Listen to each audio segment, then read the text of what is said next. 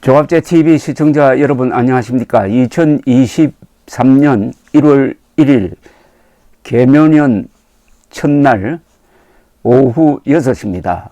어김없이 김정은이가 등장했습니다. 김정은이 또 대한민국을 지구상에서 말살해버리겠다고 공갈을 쳤습니다. 이에 대해서 국방부가 반박 성명을 냈습니다.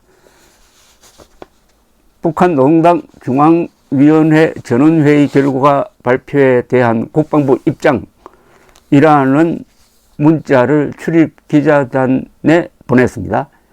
요지는 북한이 만일 핵 사용을 기도한다면 김정은 정권은 종말에 처하게 될 것임을 엄중히 경고한다. 북한이 오늘 노동당 전원회의 결과 발표와 방사포 전력화 행사를 통해 핵 능력 증강과 우리에 대한 핵 공격 위협을 자행한 바 이는 한반도의 평화와 안정을 심각하게 해치는 도발적 은사라고 규정을 했습니다. 북한은 이제라도 국제사회 전체가 한 목소리로 반대하는 핵 개발을 즉각 멈추고 비핵화의 길로 복귀해야 하며 이것만이 북한 주민의 삶을 개선하는 유일한 길임을 분명히 인식해야 한다. 우리 군은 미국 확장 억제 실행력을 실질적으로 제고하고 한국형 삼축 체제를 획기적으로 강화하여 북한의 핵과 미사일 위협을 억제 및 대응할 것이다. 우리 군은 확고한 정신적 대비 태세를 바탕으로 북한의 어떠한 대칭, 비대칭 도발에 대해서도 일전불사의 결기하에 단호히 응징하기 위한 군사 대비 태세를 갖춰 나가는 동시에 우월한 힘을 통해 평화를 지키는 튼튼한 국방, 과학기술 강군 육성을 위해 매진할 것이다 라고 했습니다. 김정은은 지난달 26일에서 31일 진행한 노동당 중앙위원회 제8기 제6차 전원회의 보고에서 북남조선 괴뢰들이 의심할 바 없는 우리의 명백한 적으로 다가섰다. 현 상황은 전술 핵무기 다량 생산의 중요성과 필요성을 부각시켜주고 나라의 핵탄 보유량을 기하급수적으로 늘릴 것을 요구하고 있다고 공갈을 쳤습니다. 국방부가 단호하게 대응하겠다는 말이 다소 공허하게 들리기도 합니다. 최근에 무인기가 서울 상공을 몇 시간 동안 휘젓고 다니는 것을 격추시키지 못했기 때문입니다. 다만 윤석열 대통령이 그날 적극적으로 우리도 무인기를 휴전선 이북으로 보내가지고 대응 조치를 취한 점은 높게 평가할 만합니다. 이런 상황에 대해서 흥미로운 시각을 보여주고 있는 사람이 한 사람 있습니다. 즉 태영호 씨인데, 태영호 탈북자 외교관 출신 강남 국회의원이죠. 이분은 페이스북에 이런 분석을 내어놓았습니다. 김정은이가 윤석열에 말려들었다, 이런 이야기입니다. 김정은이 페이스북에 올린 글입니다. 윤석열 정부의 군사적 비례 대응 전략에 말려든 셈이다.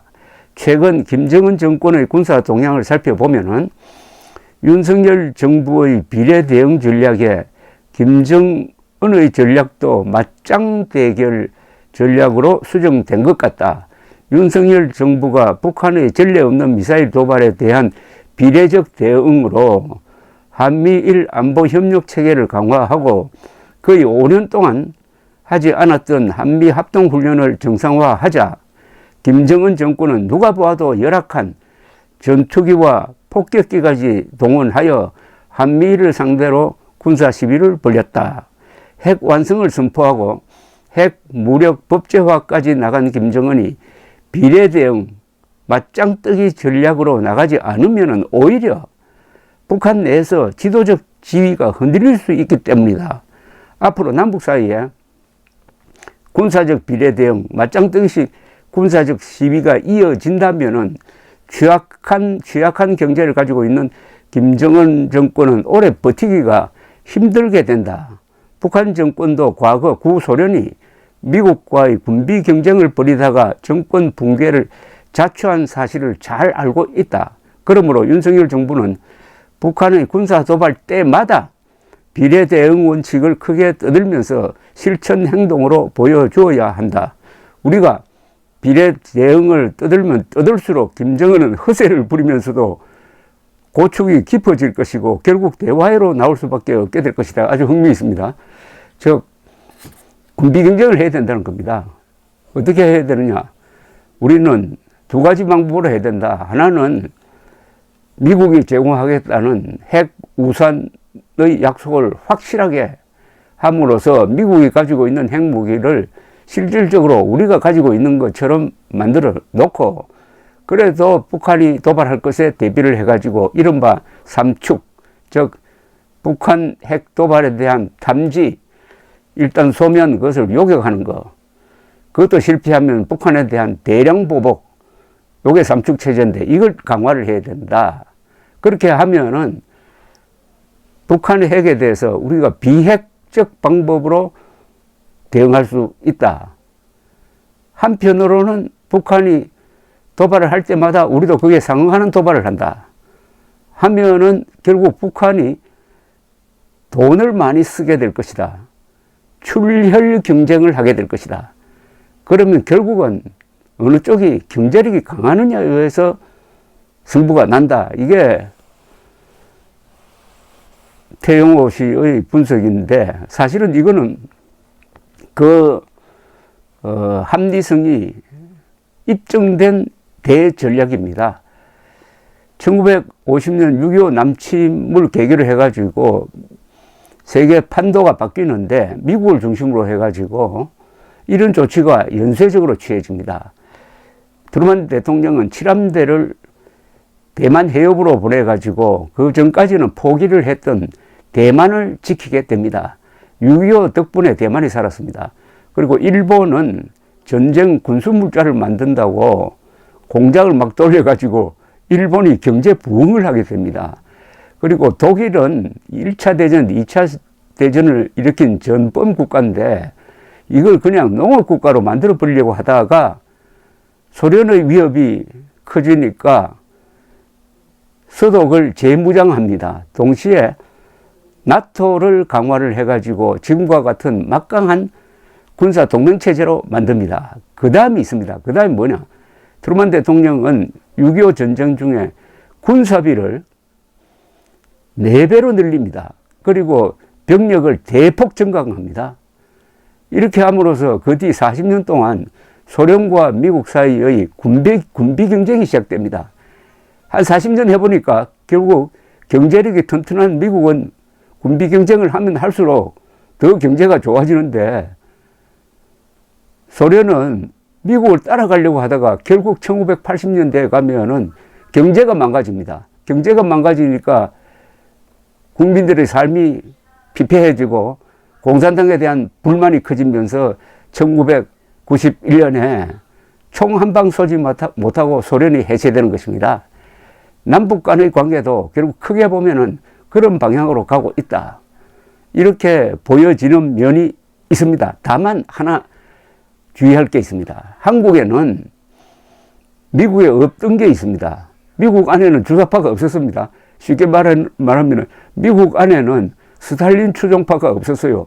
그러나 한국 안에는 김일성주의자들이 한때 최근에까지 이 정권의 한복판에 들어가서 김일성주의자들이 요소요소에 침투를 해가지고 국방력과 대북 정보력, 즉 국군과 국정원까지도 김일성의 손자 김정은에 굴종하는 조직으로 만들려고 하다가 정권 교체로 실패한 면이 있습니다. 제일 좋은 예가 재작년에 문재인과 박지원이가 정권 교체를 앞두고 국정원에다가 원훈석을 만들었는데 그 원훈석 글씨체를 신영복 글씨체로 박은 겁니다. 물론 정권이 바뀌자마자 그거 철거해버렸는데 그게 바로 무슨 뜻이냐? 국정원을 대한민국을 수호하는 정보기관이 아니라 김정은에게 복무하는, 김정은을 위해서 복무하는 역할을 하라는 뜻을 담아가지고 거기에 김일성주의자 신정복의 글씨체로 원문을 새긴 건 아니겠습니까? 그게 단적인 예입니다. 또 북한 동강 정권을 주적으로 보지 말라라고 군대에 교육한 거, 요게 문재인 정권입니다. 따라서 이 내부의 적을 정리하지 않으면은 태영호 씨가 말하는 이런 경제력에 기초한 군비 경쟁에서 우리가 지는 수가 있습니다. 올해는 그러니까 문재인의 반역상과 이재명의 부패상을 폭로를 해가지고 이걸 수사하고 여기에 따른 관계자들을 응징하고 법을 어긴 자는 감옥에 쳐넣는 이런 조치를 취하면서 동시에 김정은에 대한 압박을 계속 함으로써 경제가 붕괴되고 결국은 소련식으로 무너지도록 만드는 대전략을 피해야 될 것이라고 생각합니다. 한반도에서 안보의 3대 위의 요인이 있습니다. 김정은, 문재인, 이재명입니다. 김문희는 대한민국의 적입니다. 이들을 올해에 사법 처리해야 됩니다. 사법 처리입니다. 절대로 폭력이나 거짓말을 동원할 필요가 없습니다. 법대로 하면 됩니다. 법대로 하면은 문재인, 김정은, 이재명은 가게 되어 있습니다. 그러면은 김정은은 어떻게 법대로 하느냐? 그건 국제법이 있는 거죠. 김정은을 잡는 것은 국제법이고 문재인, 이재명을 잡는 것은 국내법입니다.